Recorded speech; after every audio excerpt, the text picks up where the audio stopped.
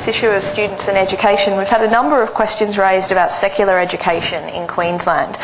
Graham from the Sunshine Coast says, in the last year of my daughter's education, I was astounded to learn that in her science class she was shown a video on intelligent design. Why doesn't Queensland have a secular education system like all other states in Australia?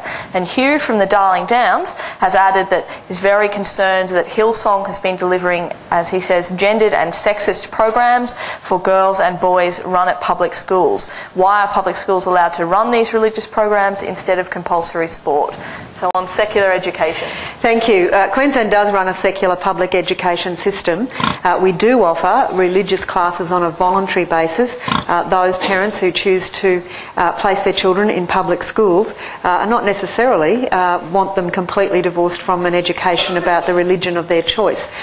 So it's parents who decide whether or not a child will participate in a religious program, and the schools do provide an alternative for that period of the day for those children whose parents say, no, we don't want that. So that is, and if your caller or your questioner is aware of any deviation from that, we'd be very happy to have a look at it.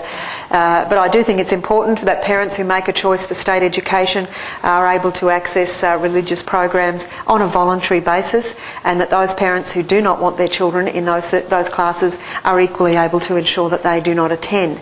And that's how it's managed at school level. It's not part of the curriculum, it's an optional choice, usually on one session a week in primary school.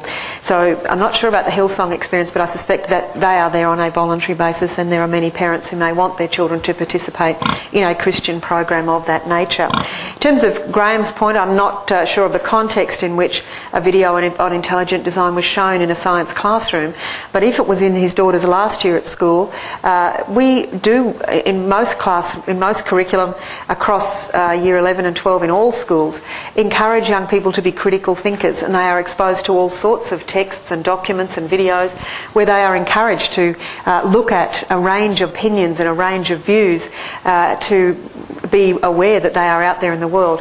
So as I said, I'm not sure of the context in which it was put, but if it was in year 12, I would imagine that that it was in the context of looking at that breadth of views rather than saying this is the teaching of science. So if Graham has a concern about that, however, I would be happy to hear from him. Terrific.